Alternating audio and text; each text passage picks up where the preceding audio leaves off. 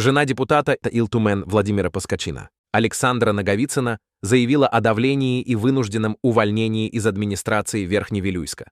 По ее словам, все началось после того, как она заняла 3-е место на всероссийском конкурсе медиаконтентов с проектом «Жить в селе. Привилегия».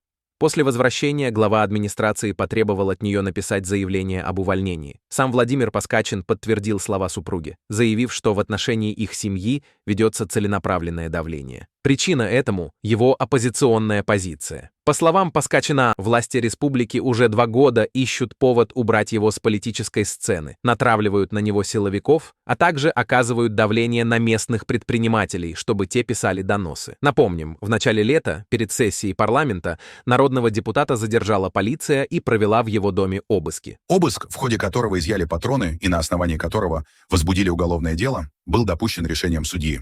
А Следственный комитет, сначала отказав в возбуждении дела, потом, после нажима, все-таки довел уголовное дело до суда. Поэтому я сейчас жду решения суда о начале судебного разбирательства. Посмотрим, но, по крайней мере, не мне, только уже ясен моральный портрет так называемого лидера якутского народа. Говорит Паскачин.